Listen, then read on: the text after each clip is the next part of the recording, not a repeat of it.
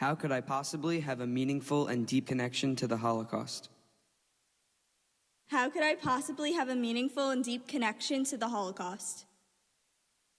How could I possibly have a meaningful and deep connection to the Holocaust? I am interested in making deep connections. These chances of meeting and forming a relationship are fleeting. The idea that I could be a part of hearing and understanding someone's experience during the Holocaust is both scary and exciting. I know this program will forever change me. How could I possibly have a meaningful and deep connection to the Holocaust? This is also about strength, the power of the human spirit to overcome anything. There is power in their stories. I am in awe of them. This is an amazing chance to bring my heritage and my passion for theater together. Theater has the benefits of community and friendship. Creating something from scratch for such a noble, meaningful purpose is amazing. Through fostering deeper connections and relationships, we can transform a part of history into a living, breathing memory. A deep and meaningful connection.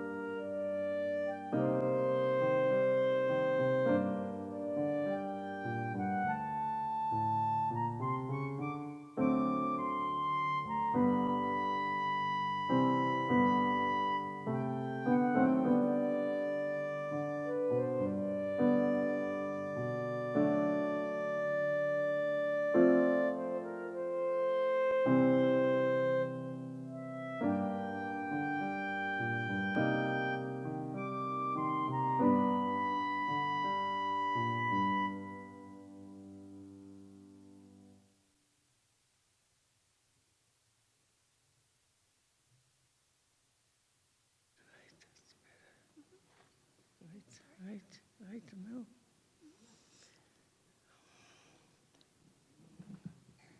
This one? No, I should start. Yeah, you can start. I was born in the house, in the theater. Well, not exactly, but close enough. My mother was a famous actress, and she played in the Jewish theater. My mother was Esther Miriam Blofarb. Or as my husband and fans called me, Mary Blofarb. Because we lived in Kybartai, a city in Lithuania on the German border, I was also called Mary in school. We got married when I was just 16 years old. And I was 21. Then I came along in 1923. I only had a short time with my father, though, because in 1931, when I was 7 years old, he passed away. The day after the funeral, my aunt approached my mother. Why don't you let Seema come and stay with us for a week or two while you make arrangements for yourself? I really liked my aunt and uncle, so I agreed to go. We were close already because we used to come twice a year and bring gifts. A child gets a gift for no special occasion except for love. This was special. So I loved them and said, yes, I'd like to go. Why not? I went into the theater and got very busy. We rehearsed during the day and we performed at night. I didn't ask for Seema. And we didn't ask to send Seema back. We were all very happy with this arrangement. My aunt and uncle were married 30 years and had no children of their own, so I was the only one, and I was very well off. Right away, we enrolled you in a kindergarten at a private Hebrew school. Because my mother was an actress, I was very popular. I always dreamed of becoming famous just like her. You always had the leading role in plays. When I would come to visit, everyone would want to meet me and hear my stories. Then in the summer, you'd visit me in the city. By 1939, I graduated Hebrew school and planned to study design in Paris. I planned to live with my uncle, who was a teacher there. I had my tickets and passport all ready to go. Stalin and the Russians occupied Lithuania and overnight closed the border, so you could not leave. So I got a job in an office and continued performing. That's me in the Cap in 1940 in a play called Nellie and Petrosh. I played Nellie, and my dog Petrosh was played by a man named Perry, who wouldn't leave me alone. Seema, will you finally consider going on a date with me? I said yes, just so he would finally leave me alone. Little did I know, this decision would change my life forever. I went out to the street to meet Perry. God forbid he picked me up from the house. And I saw him standing with a tall fellow. Seema, this is my cousin. He just escaped from Hitler and arrived in town from Germany. I didn't know what to do with him, so I brought him here with me. Hi, I'm Seema. Hi, I'm Nachman. Shortly after, Nachman and I started dating, and Perry started dating my girlfriend, Riva. Around that same time in 1940, 9 months before Hitler came, my mother passed away. She had a gallstone operation and never recovered.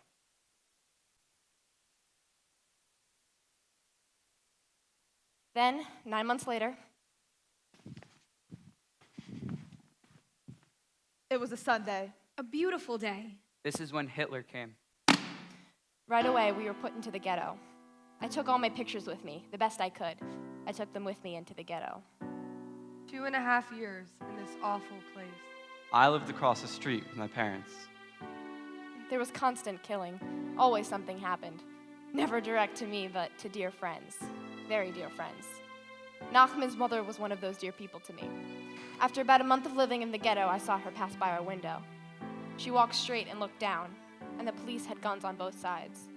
I remembered the coat she was wearing. The next day, they brought the clothes from the people they killed to the building where I worked. I recognized my mother's brown coat. Can you imagine how he felt? But mostly they kept us alive. The German soldiers put us to work because our ghetto was on the border of a leather factory that had been run by a Jewish manager. That's why they kept us. The Jews were the specialists in the factory, so we all built boots for the German army.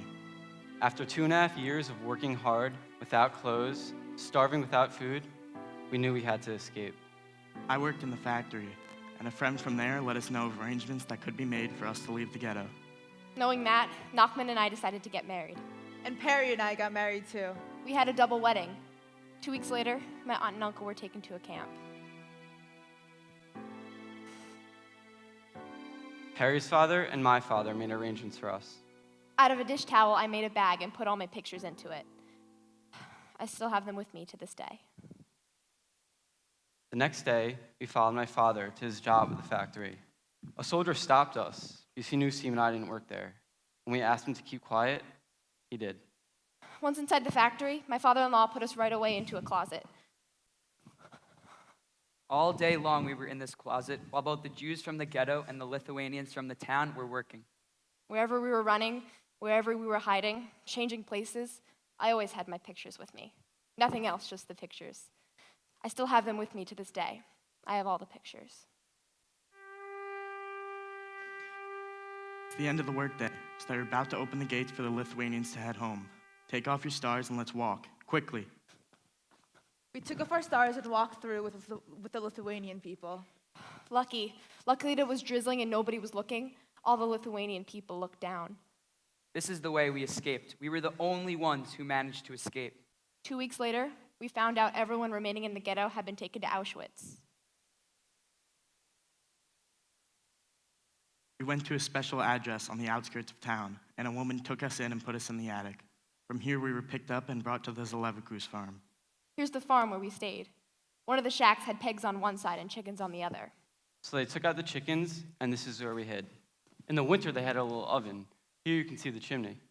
While we were there, my father had a very smart idea: to build a double wall in case German soldiers came looking for us. Then, on occasion, he would hurry us in there, but never tell us the truth. We always thought someone really came looking for us. We sat on a very narrow board with all our belongings on top and bottom. My father-in-law used to cough a lot, which made us nervous about being found, so the family gave me this honor. I was to use a pillow to smother him in case he were to cough while we were behind the double wall. I didn't want to do that. The family certainly didn't want to. Can you imagine how I felt, thinking I might have to do something like that? So we rehearsed like this, and when the real time came, we made it on the wall, no problem. Within a few seconds, we were in. And I was shivering. I didn't want to do this assignment. I love my father-in-law very much. He was such a nice man. How could I do something like that? Thank God we didn't have to, because after an hour of searching the entire farm, they didn't find us.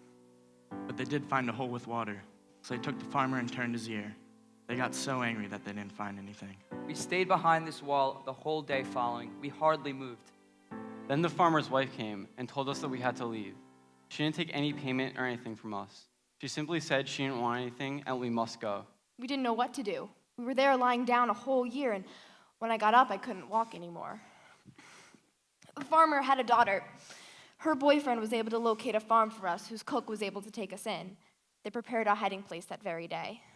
One of the barns stored hay, so they stacked hay barrels on top of one another and dug a tunnel through the middle, so the only way to access it was through the top. We climbed a ramp they constructed to the top and slid down a big hole to the bottom. There were cracks in the barn, so we could see fire and fighting in the distance. It was very frightening. The only way we ate was from the cook stealing food from the fields. We each got a single carrot and one bottle of water to share. Until the last night, when the Russians arrived. I was the one, because I sleep very lightly. When I heard them approach, I immediately woke everyone, and we took hay to make a wall. They opened their barn doors and invited the soldiers to come in and lie down. They came with their horses and buggies. We laid there for 3 days, without food, without water, afraid they might find us, afraid they might hurt us. Until finally we couldn't take anymore. 3 days. So we decided to go out. Right away, the soldiers went to tell their captain, but our luck was the captain was Jewish. Once liberated, we managed to make our way from there to Germany. Our stepfather was waiting there for us. He managed to locate our name through the Israeli underground, who was working to reunite families. Once we arrived in Germany, he took us straight to his place. Once there, we discovered my aunt and uncle had been killed in the gas chambers at Stutthof. My uncle survived through the kindness of his neighbors. From Munich, we went to a displaced persons camp, where we lived for 5 years. Our daughter Miriam was born there, named for my mother. In 1951, we were supposed to go to Israel, but at the last minute decided not to go. We applied for the United States, and right away we got in. It was luck. Every chance was luck. We eventually moved to New York. After a few months of living there, we decided to move to St. Louis because my mother's brother lived there and offered to take Nachman into his business. We stayed there for 9 years and had another daughter there, our Rita. We eventually moved back to New York with our 2 girls. They grew up and had children of their own, who then grew up and had their own children. I now have 6 great-grandchildren, some of whom carry on the family passion for theater.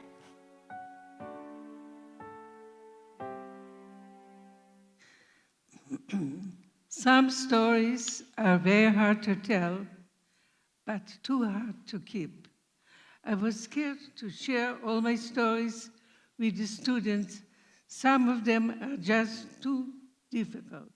But seeing the faces, the students, how great they are, how they were, how deeply they were listening, how much they care, this is why I'm able to tell my story. A lot of my stories is about being lucky. My bread always landed butter side up. I always have my girlfriend Riva and Perry, and I was very happy. We were in the ghetto together. We were in hiding together. With Nachman and I, 7.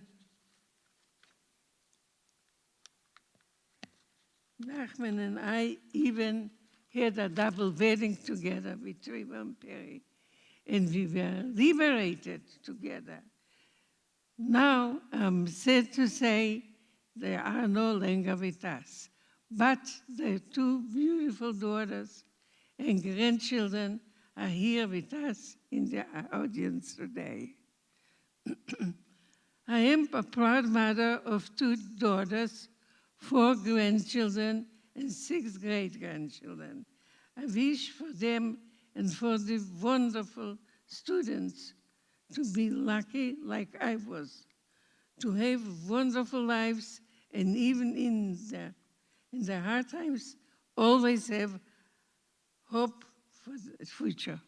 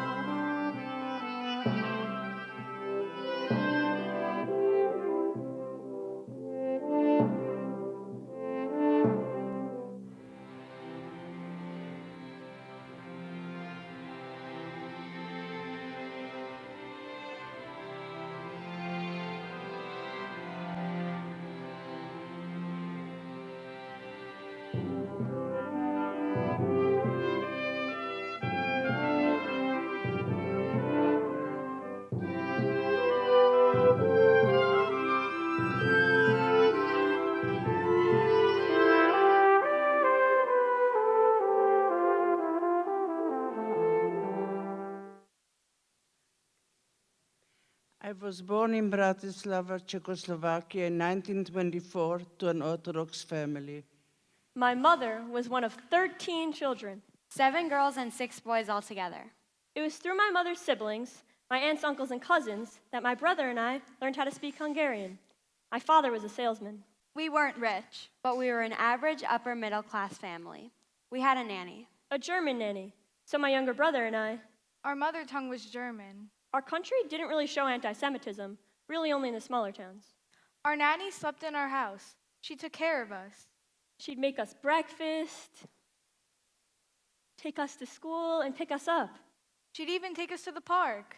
And I'd play with my dolls under a big table. It was my favorite thing, although picking on my brother was a close second favorite, but we were still very close. All this changed when I was just 10 years old. Your father and I are getting a divorce. And I will have legal custody of you both. Despite this, you stayed with me at first. And we saw each other just once a week. I felt very ashamed that my parents divorced because, at the time, nobody got divorced in Europe. Half a year later, my mother remarried a Catholic man. I was then sent from boarding school to boarding school, and I felt very unhappy. I felt thrown from one place to the next. This Catholic influence on Johanna is not what I want for her. She will move in with us. My father had also remarried, so I moved with him, my brother, and my stepmother to Brno, what is now a city in the Czech Republic. My stepmother, she wasn't the greatest, but I was glad to be reunited with my father and brother. Moving with them actually saved my life. We found out later that everyone from Bratislava had been taken to Auschwitz. The only reason my mother was never taken was because she hid in plain sight as a Catholic with her new husband. Once we got to Brno, I enrolled you both in school. I went to German elementary school, and then I went to Czech high school. I loved going to school. I used to take my doll with me to school and keep it with my books. Nobody knew about it. I was grown up, but I still had my doll with me. Our mother would come to visit. She'd take me to non-kosher restaurants. She'll have the pork. I never told my father about this. So this was how life went on until 1939, when Hitler came to Prague, and we became a part of Germany. I remember seeing Hitler when he came to Brno. There were policemen and SS people with swastikas and flags. We can't spend too much time outdoors because it's too dangerous. I don't know why, but I did as I was told. I was 15 when Hitler came. I was much more naive. I knew there was something going on, but I didn't know about the danger. Anti-Semitism quickly flourished under Hitler. The first thing was we couldn't go to school. And then, in the park, signs were hung, Jews and dogs not allowed. And then no movies, and a curfew at night. And this was a new thing for me. Whenever I visited, I stayed in hotels. Suddenly, there were signs being put up saying no Jews allowed. This did not pose too much of a problem for me, since I just pretended that I too was Catholic. I remember feeling scared to go into those hotels with her on her visits. Felt like the world around us was getting smaller and smaller. There were fewer and fewer places we could safely go. I discovered a Jewish organization that makes transport to Palestine possible by bribing the Germans to give out passports. This is my I still have my little passport. This is me at 15 years old. I was 13 at the time. But nobody wanted to give us a visa. The British wouldn't, of course. And obviously not the Americans. Nobody. So the Chinese gave us visas. And then we had everything we needed to escape to Palestine.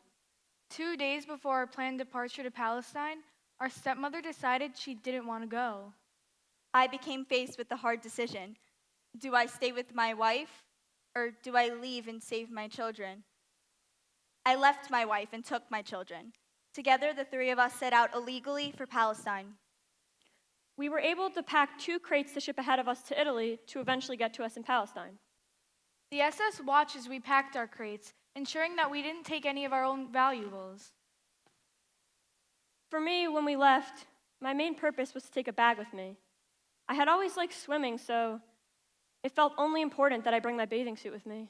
Put your ski outfits on. We don't know what the weather will be as we make our way. This was October 28th, 1939. We took a train from Prague to the capital of Slovakia, where we were to then board a ship to Romania. But before we left, we went to my grandparents' house to spend time with them, because that is where they lived.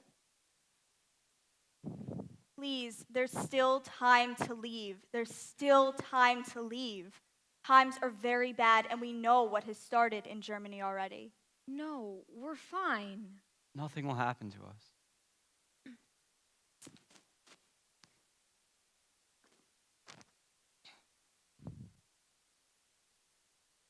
Unfortunately, they were sent to Auschwitz, never came back. So we left. And from there, we followed the Danube to Romania to a port called Sulina on the Black Sea, where we were to then wait for a big ship to take us to Palestine. But they never came. So we waited. But we were nervous that the sailors would want to come home for Christmas, in which case we would have been sent to Auschwitz. But we were lucky. There's an old Turkish ship with a big hold. They made shelves for us to sleep on and outhouses on the deck as bathrooms. But then we weren't so lucky. By this time, it was winter, and the winters there were very harsh. Our ship got stuck in the ice, so we couldn't move. Then, food and water supplies ran out. So, we took from the ice. We scooped it up, and that was our drinking water. Then, the Jews from Romania sent us food. Very little, but it was something. Again, we were lucky. And I coped with everything as it happened. finally, in February, the ice melted, and we were able to start our journey to Palestine, which at the time was under British rule. But it took us a long time, longer than usual, to get there, so the British knew we were coming. They caught us on the high seas and put a British flag on the ship. You were all illegal immigrants. We're taking you to Haifa, where you'll then be moved to the Athlete Detainee Camp. We were imprisoned there for 6 months, and somehow I blacked everything out. We were imprisoned there for 6 months, and somehow I blacked everything out. All I remember was barbed wires, a lot of sand, and being kept separate from my father and brother, who were kept with the men. You're being released and moved to a kibbutz near the Jordan River. I was moved there without my father and brother. It was so hot there that in the dining room, the sweat came out from the pores, the arms, unbelievable.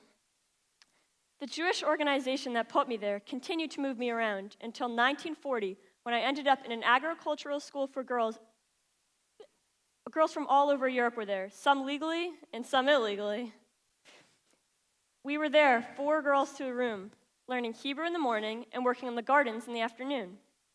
The school was surrounded by high fences because next to us was an Arab boys' college. So at night, me and a few of the girls climbed the gate and hitchhiked to another part of Jerusalem to go dancing. Coming back one night, they caught me and sent me home. So that was the end of my Jerusalem journey. I reunited with my father in Tel Aviv. I got you a job as a seamstress learning how to sew. While I had that job, in 1941, I also joined the Haganah, the Jewish underground against the British rule. They taught me how to clean rifles, how to use them, how to shoot. But the British needed volunteers in the war, so a few girls, myself included, decided to become soldiers for the British Army in 1942. This is my army book, my soldier's book. We were stationed in Egypt, in Cairo, and I was a driver, driving convoys, and I am still driving to this day. I drive a Jeep now. There was a big army camp next to Cairo, and we were preparing the trucks. Waterproofing, first aid kits, all that kind of stuff. We drove convoys, like 20 or 30 trucks, to the port where there was a ship to Europe. Or to Alexandria on the Mediterranean. Or to Haifa, also on the Mediterranean. So that was my job. And when there were no convoys, I drove officers to and from meetings. And the Suez Canal was there. So like I said before, I was always a swimmer, so I enjoyed it. We were stationed there for 3 years, 1942 to 1945. And then the war ended. A year later, I was walking on the street in Tel Aviv when I ran into a friend who was with her cousin, and she seemed in a bad mood. Here, you can have him. Hi, I'm Hans. Hi, I'm Johanna. So here we were, left in the middle of the street in Tel Aviv, not ever having met before. It was just before Passover, so he asked me. Where are you going? To give Atayim. Little did I know, this man would come to see me there. So I walked down the steps to see him there and said, "Oh, you're looking for me?" This was in April. That same September, we were married. Everything in life happens for a reason. We went on to have 2 kids together. Eventually, in 1960, when our kids were 9 and 12, we decided to move to America. As Johanna and her family set out for America, I stayed in Israel on a kibbutz near Afula, where I still live to this day. While in Palestine, we never talked about our childhood or the events during the war, but once we got to America, we immediately started to talk about it. We discovered that all the aunts and uncles I had before the war were gone. Every one of my mother's 12 siblings. Since we both already spoke English, our transition into American life was made a bit easier. We moved to Long Island, where I did sewing from home and eventually worked for an insurance company. And I worked at Raleigh Motors for many years. We were very successful, happy in our home on Long Island and lucky enough to buy a vacation home in the Poconos. My husband and I were married for 62 years.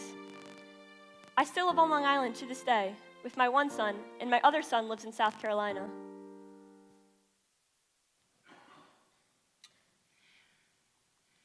I I'm proud to say that my husband and I went on to have 2 sons, 4 grandchildren, and 1 great-grandson. I believe in the importance of laughing, a lot of making others laugh too. My father died in 1950. He didn't even reach 60 years old. My mother and her husband survived the war. Mother was 92 when she passed away. All of them are buried in Israel. My father is the reason we survived. He chose to stay with his children and go to Israel with us. And that's what made it possible for me to be here with you, with all of you today. It is a good feeling to educate people who want to hear and learn about our experience.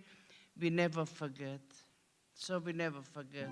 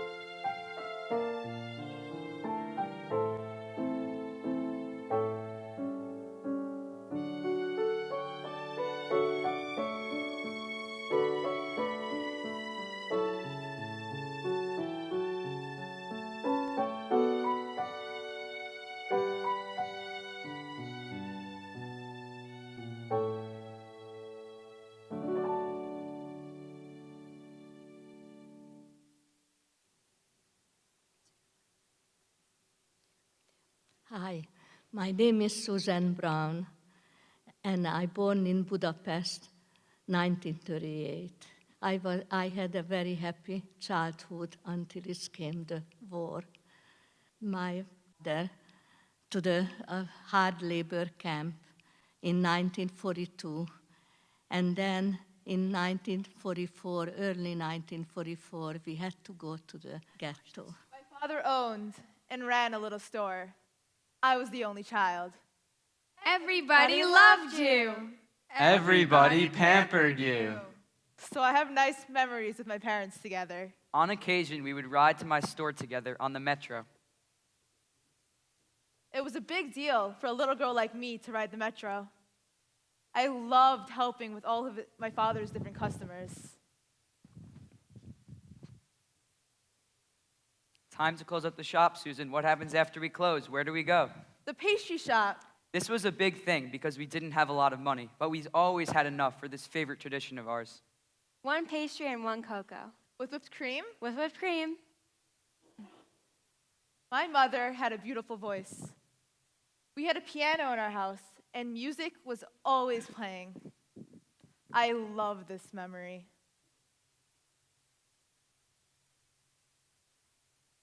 A beautiful stream, so clear and blue. A beautiful dream of me and you. The stars seem to float above the sky with us as we go. They fly so high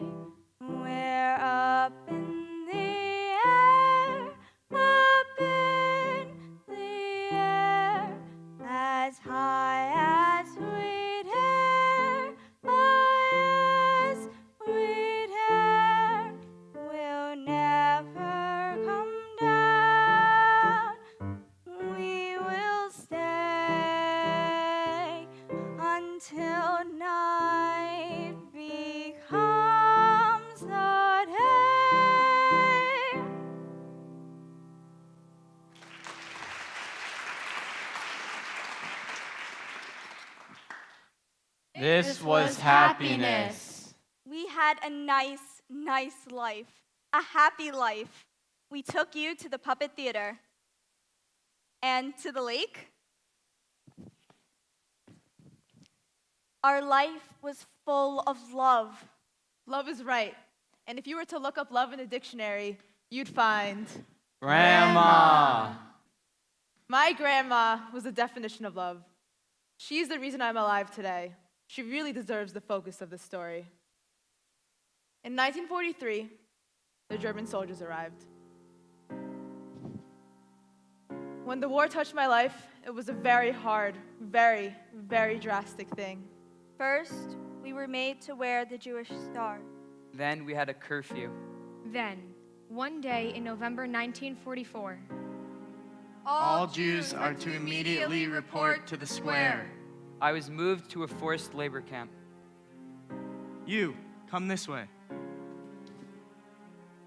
I'm coming back, Susan. I'm coming back. They took her away, and I never saw her again. we found out later that she had been sent with others on a death march from Budapest to Vienna as part of the final solution for Hungarian Jews.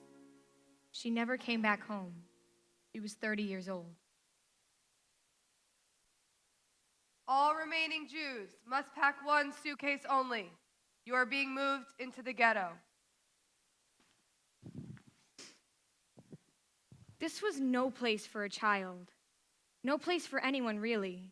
We were in a big, filthy room with about 30 other families, with nowhere to sit or stand, no heat, and only one bathroom to share. There was no food at all, and we couldn't leave. So we took to trading our possessions, anything we had for what little food could be found. I'll give you the sugar cube for some bread. I'll give you the sugar cube for some beans. And this is how she saved my life. Grandma, why aren't you eating? I ate already. Whatever she could get, she gave to me. I never saw her eating. People resorted to unimaginable things in order to stay nourished. There was constantly fighting in the streets. Always we heard shooting, and we weren't let outside of our building. I was able to get off away from work on the railroad to be with you for a few days. German soldiers came to our building, to where we were on the 3rd floor, and began to beat and shove us down the 3 flights of stairs. Susan! My father covered me to hold me back from the beating. I remember he looked back at me when the beating was through, and he had lost all of his teeth. I will never forget this horrible moment. German soldiers came 3 other times to the ghetto, specifically to look for children. We know the children are hungry. We've come to take them to the Red Cross. There are no children here. We knew they weren't feeding the children. They were bringing them to the Danube River, where they were shot.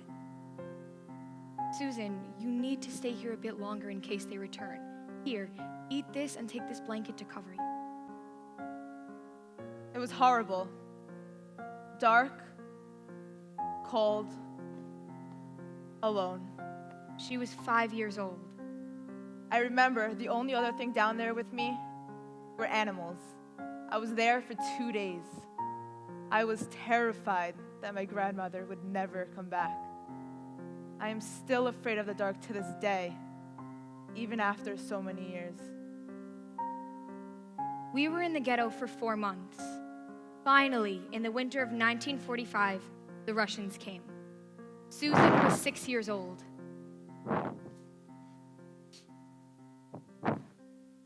There was fighting everywhere. Russian soldiers were fighting German soldiers from building to building. Finally, 1 month later, the fighting stopped. We were so happy when the Russians liberated us that we went into the streets for the first time in months. Even though they liberated us, the Russian soldiers were still scary because they were unfamiliar. There was no transportation working, and there were too many people trying to get back home. Conditions were very rough. Eventually, I got us back home to my apartment, but everything was gone. Her neighbors had promised to hold her valuables, but when we returned to retrieve them, they just ignored her. There was nothing left. When my father returned, he had typhus and could hardly walk. I got very lucky. I had a stomach ulcer while I was in the forced labor camp, so they sent me to the hospital. While I was receiving treatment, the group I was with was sent to Siberia and never seen again.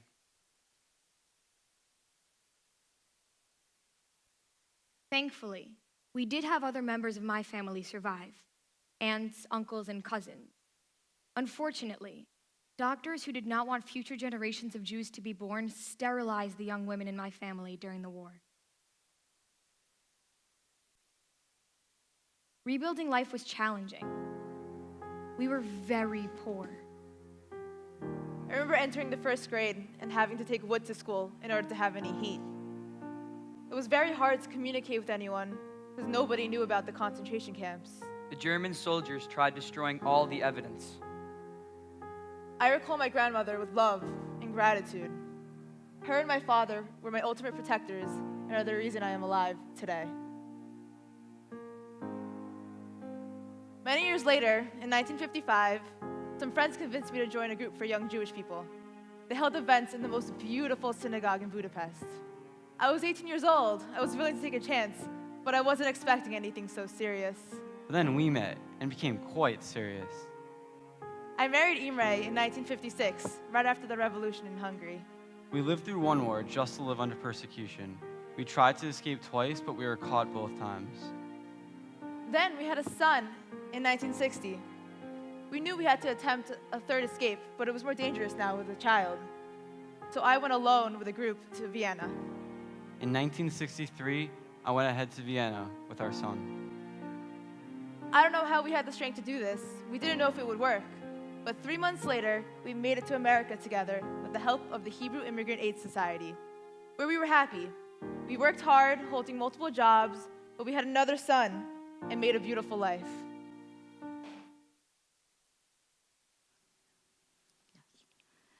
I came to the witness program when I heard about this, and I want to be here to help and tell the children how much we're suffering and keep up the word to don't forget us. And I came here and I share my story with them, and I could see their faces. They care and they want to listen. It is so important for the young people to know and not to forget. After the war, my father tried to find my mother with no success.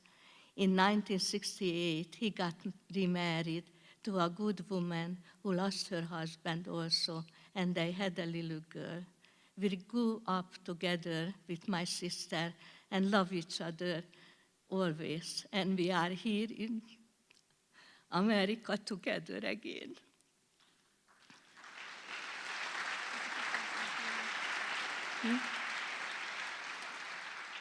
Escaping from Hungary was a very difficult, dangerous task, but thank God we are okay. And we're working with my husband together very hard to make a home and educate our children. My husband took my son before we get here, and we met in Vienna. After escaping Hungary, I'm coming to work in the United States in 1964. And we were together again with the family. Imre, my husband named Imre, he had 2 jobs when we first came to America, and I worked all the time at the second job on the weekend. Our family is so grateful to this country where we have religious freedom and opportunity. My older son became a successful businessman. My younger son became a rocket scientist working for the FAA and the NASA. All this opportunity would never happen in Hungary, never. I want to express my gratitude to these amazing children that they understand and feel my pain and suffering during the Holocaust. I also want to dedicate this story to my grandmother, who saved my life so many times, and without her, I not will be here. Thank you.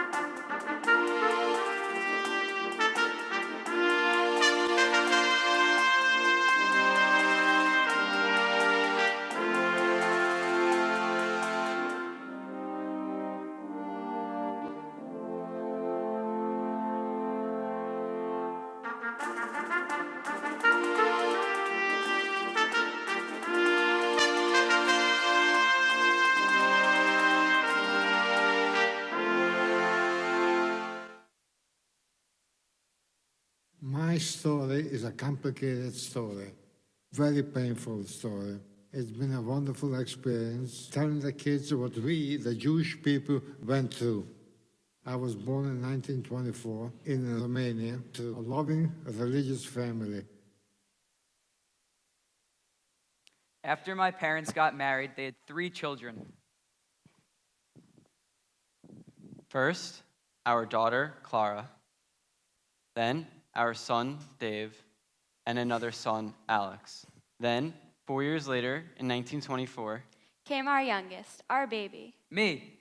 I want to move to Budapest to be closer to my family. So we moved there and began working in the city.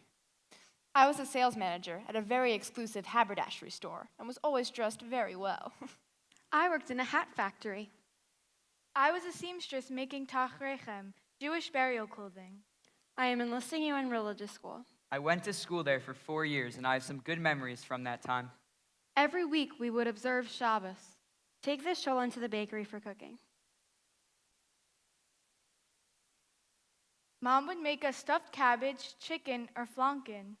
After a whole night of being cooked, I would return to the bakery to bring the cholent home. Every week, the 2 of us would go to hear the rabbi speak. My father loved hearing the rabbi. It was his greatest pleasure. And the shul was wonderful. It was so big and very famous. I loved spending time with my family during those years. But by 1936, anti-Semitism was on the rise. Everyone was saying that the Jews were no good, that we needed to be killed. I couldn't stand anything bad happening to us or being said to us. One day in the factory, someone started on some anti-Semitic speech, and I punched him right in the nose. I was proud of my religion. Get your father. I need to talk to him. He can't do this. Next time, have him come speak to me. My other brother, Dave, was more gentle. If anyone ever said anything about us, I would just shake my head or shrug it off. I didn't want to fight. Not me. I couldn't tolerate it. One day, they were both drafted into the Hungarian army.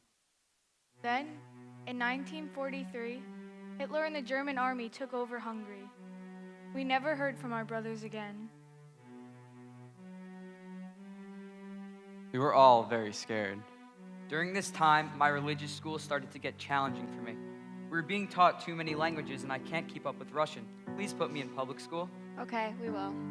Public school was hard too, but for a different reason. I was the only Jewish student. I stood out because of my hair and because of my yarmulke. The principal argued constantly with my mother. He called my yarmulke a hat. Tell him to take his hat off. No, he won't take off his hat. If he wants to continue his enrollment here, he must take his hat off. Eventually, after they fought so much, I had to take off my hat. The whole school, the whole class was horrible to me. Unbelievable. There was this one bully, a big giant kid. He would hit me like it was nothing. I couldn't defend myself or anything because I was a skinny kid. You cannot visualize, you cannot understand what we went through. That same year, 1943, we were moved into the ghetto. We were moved that very moment. We did not have time to pack or anything.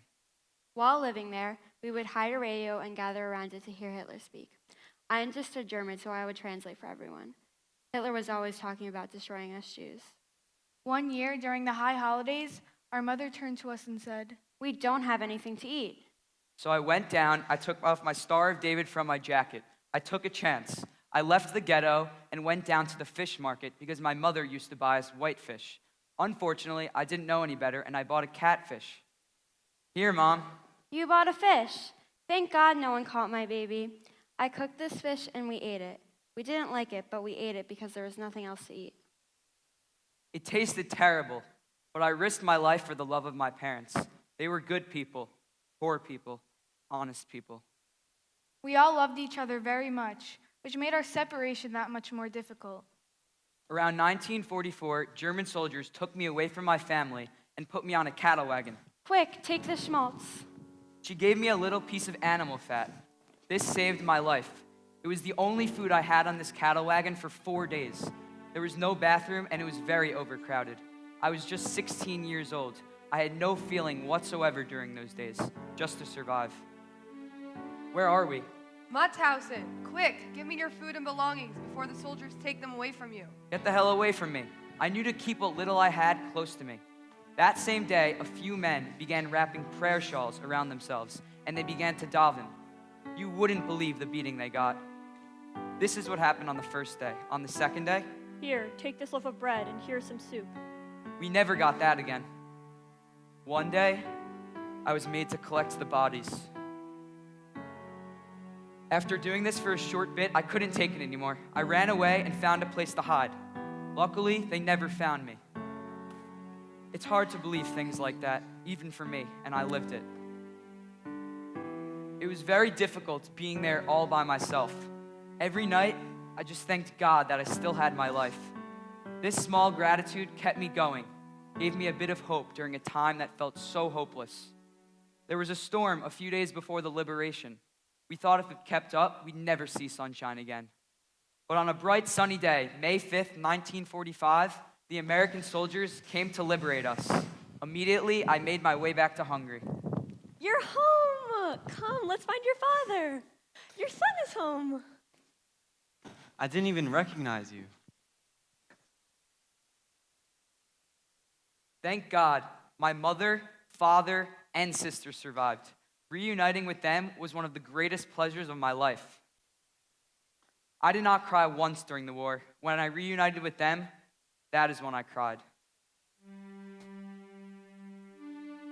We moved back into the home that we lived in before the war. I lived there for several months, until one Friday night, the candles were burning, and I said to my mother and father, I'm leaving. I traveled back to Germany to take a ship to America.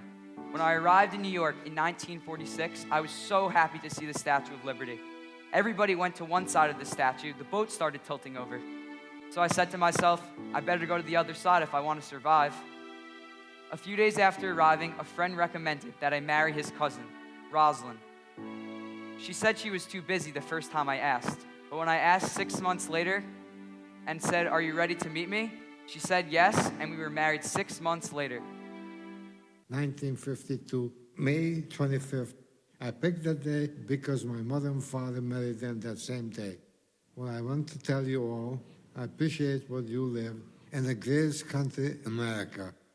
During a war, could not visualize, you couldn't understand what the Jews went through, and Hungary, Poland, or all over Europe. You couldn't tell anyone because they wouldn't believe you. It fortunately happened to us. In the U.S., I went to the Garment Center to work.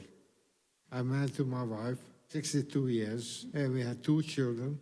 My son is a doctor. I have my daughter, who unfortunately passed away.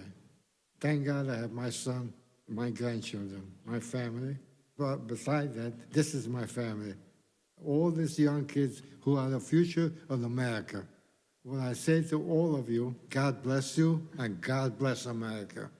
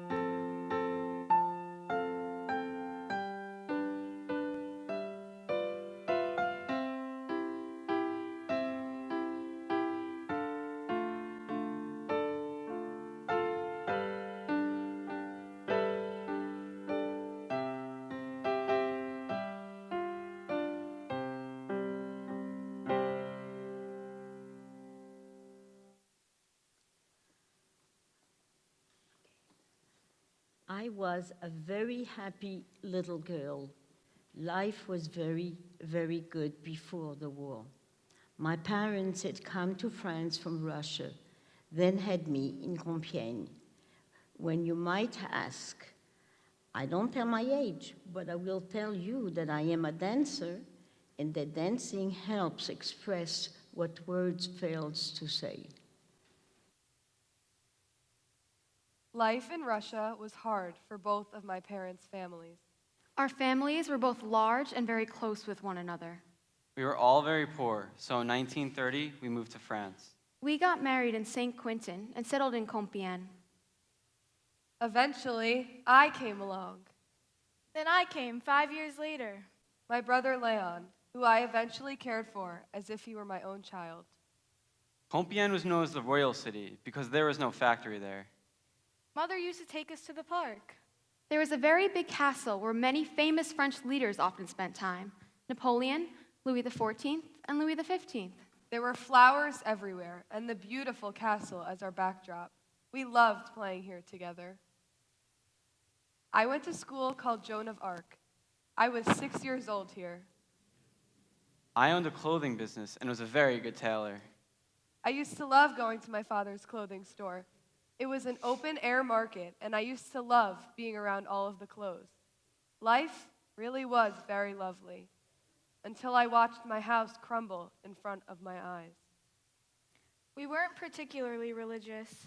Being Jewish felt more like a label put on us. Our house didn't keep kosher. We didn't do Shabbat. So when the war started, it really felt like we were being labeled. By 1939, German soldiers advanced on Compiègne, and France was fighting back. I'm enlisting to fight with a contingent of Polish men living here in France. Come on, kids, let's go to Paris to escape from the bombings. Everyone believed the Germans could never take over Paris, so we stayed there during the battles. However, the German army did in fact take over Paris and the rest of France. We haven't heard from Papa in weeks. Since the German army is in Paris after all, let's return home to Compiègne and wait for him there. Upon return there in 1941, we saw our home had been destroyed by the bomb. The city gave us someone else's home to live in. It was a 3-family house, and we lived on the 2nd floor. France is now being occupied by the Germans. He looked exhausted and dirty when he got home. But what of the rumors? What will become of us Jews? They have more important things to worry about. So, he restarted his clothing business, and it all seemed okay enough for a few months until... All Jews who own a business must place this Juif sign in their front window. After about a month, it was clear the business was failing. I needed a job, but no one would hire me. So eventually, I started digging trenches. All Jews must sit in the back of the bus. All Jews must follow curfew from 3 p.m. to 4 p.m. All Jews must sit in the last row at the movies. No radios are permitted in your houses. All Jews are no longer allowed to use public or private telephones. All Jews are no longer allowed to move. Your ration cards must be stamped with Jew. All Jews could only enter stores from 3 p.m. to 4 p.m. All Jews must wear this star.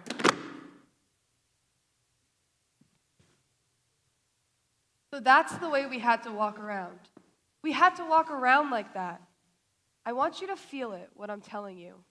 I want you to feel it, to imagine. How would you feel if, can you comprehend it?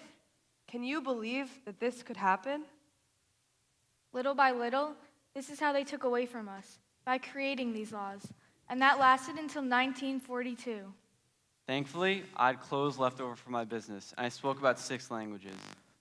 So every Sunday, he took the merchandise to farmers, a lot of Polish farmers, and he traded the items for food. So we never really had to wait online. We always had food, eggs and flour so I could bake. We had chicken. During the year, I would sew clothes for the French police, and I wouldn't charge them for the repairs they needed. We thought it was a good idea to keep close with the cops. So we were able to get by this way for a little while, till early in the morning, July 19th, 1942. They must want me to repair something for them, but at 5:30 in the morning on a Sunday? You're coming with us. What? Why? We're arresting all Polish Jews, you and your wife. We're taking you to City Hall. Your children can stay because they are French. I remember everyone was screaming. Okay, just let us go to the bedroom to get changed. They kicked the door in. They wouldn't even let them have any privacy. They wouldn't even let them pack a suitcase. Our neighbors heard the commotion and came immediately. What is going on here? We were being arrested. Why? I don't know, they won't tell us. We don't know what to do with our children. Do not worry. This must be a mistake. We will take care of them until you return. Mama, Papa, Mama, Mama.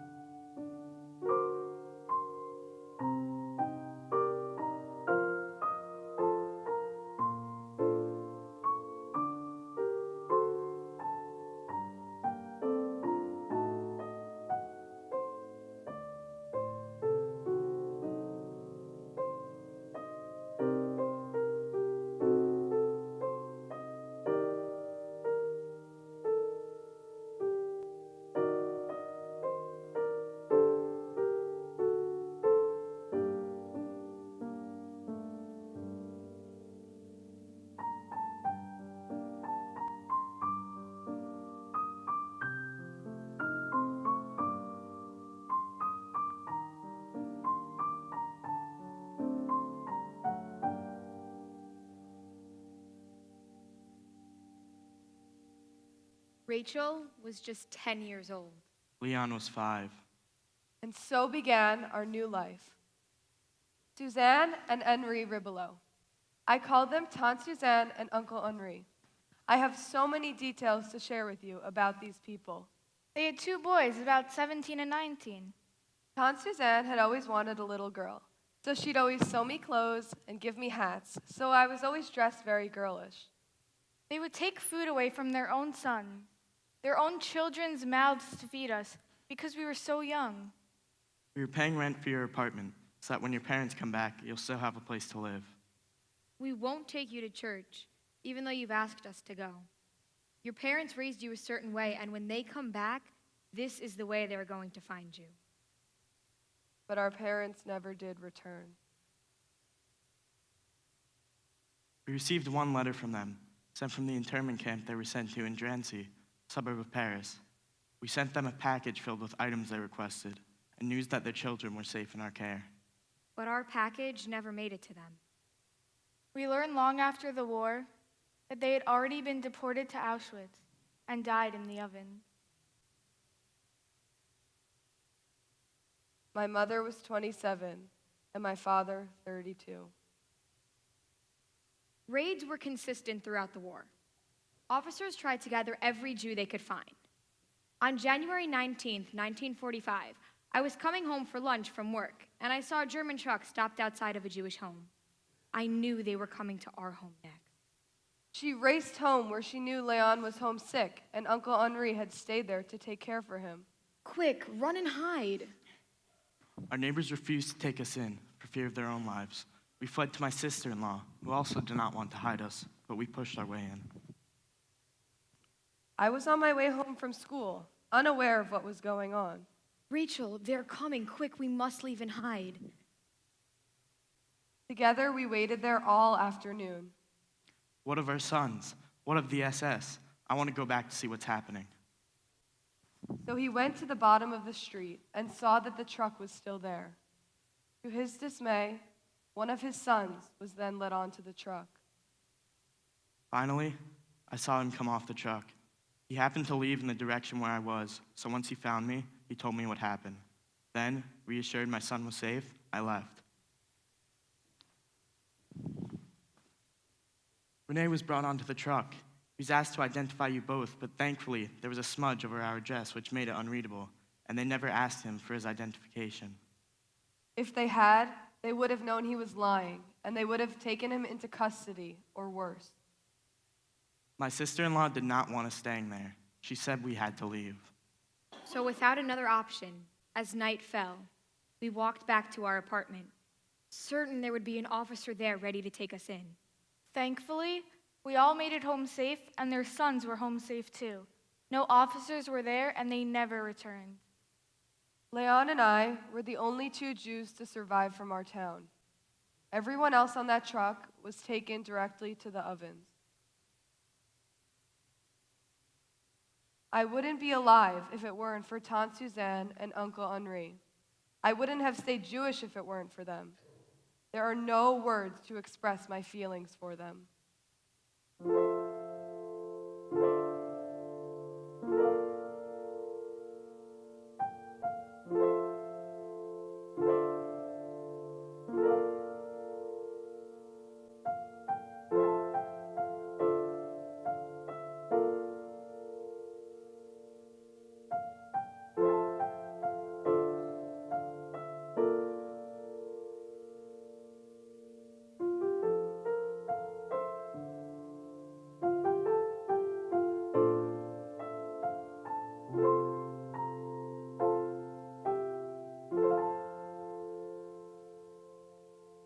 When the war ended in 1945, our dad's sister and her husband returned to claim us.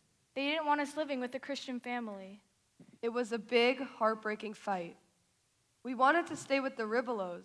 Our aunt and uncle felt like strangers to us. So we went away and we hid for a month together. But the matter was ultimately taken to trial. And our aunt and uncle won.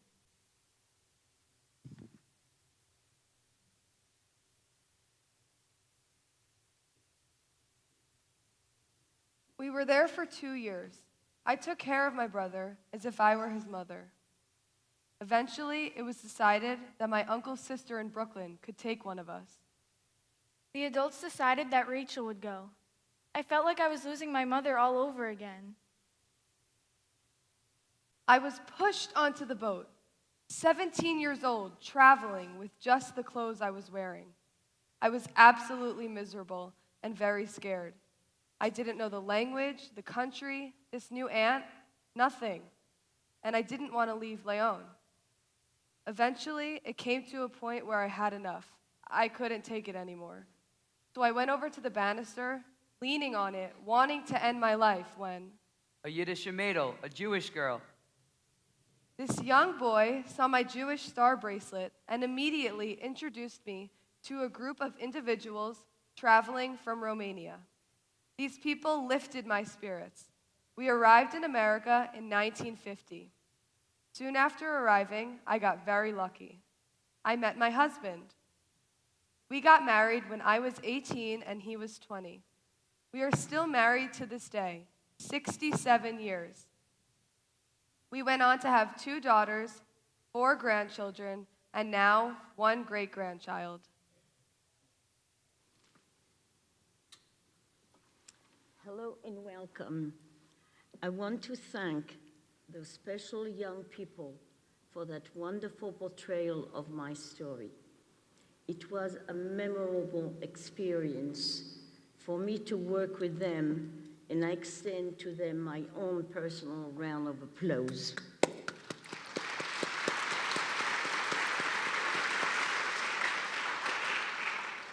Many years have now passed. My righteous adopted people, Monsieur and Madame Riboulot, passed away. Oncle Henri in 1989 and Tante Suzanne in 2003, at the age of 98. We call them aunt and uncle. My 2 daughters are neither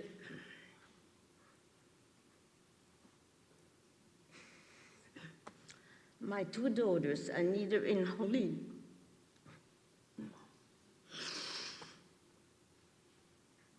are both grown and married, and each have 2 children of their own. And I also have an adorable 4.5-year-old great-grandson, whose name is Oren.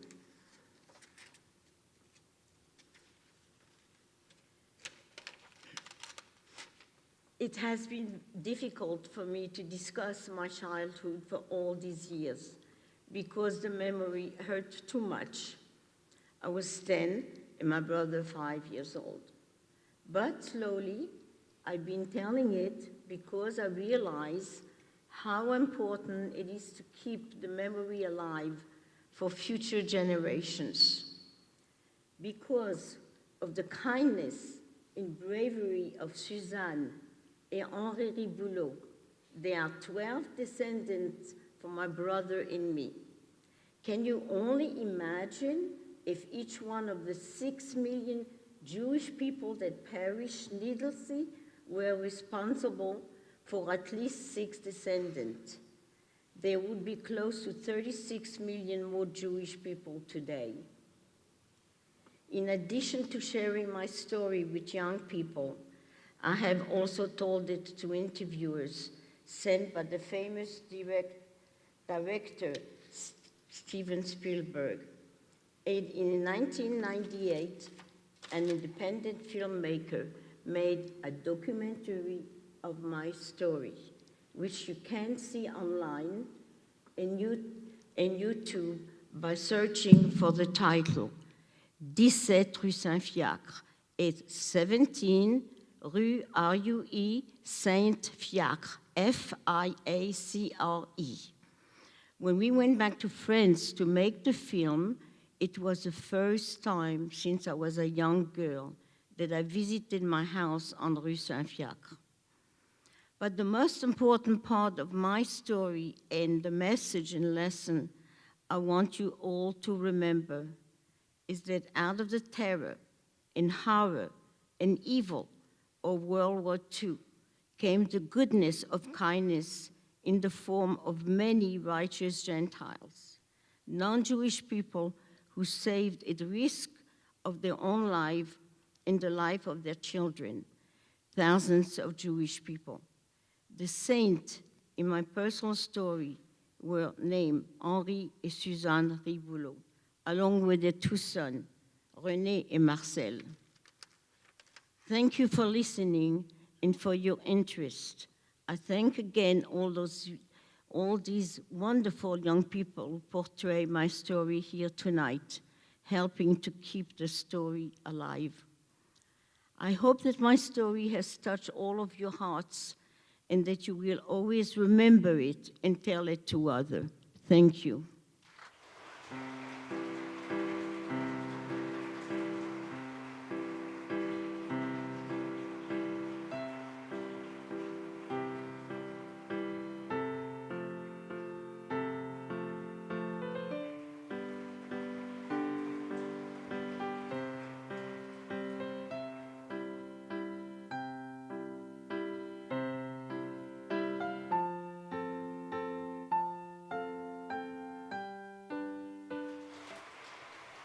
How could I possibly have a meaningful and deep connection to the Holocaust? How could I possibly have a meaningful and deep connection to the Holocaust? How could I possibly have a meaningful and deep connection to the Holocaust? I am interested in making deep connections. These chances of meeting and forming a relationship are fleeting. The idea that I could be a part of hearing and understanding someone's experience during the Holocaust is both scary and exciting. I know this program will forever change me. How could I possibly have a meaningful and deep connection to the Holocaust? This is also about strength, the power of the human spirit to overcome anything. There is power in their stories. I am in awe of them. This is an amazing chance to bring my heritage and my passion for theater together. Theater has the benefits of community and friendship. Creating something from scratch for such a noble, meaningful purpose is amazing. Through fostering deeper connections and relationships, we can transform a part of history into a living, breathing memory. A deep and meaningful connection.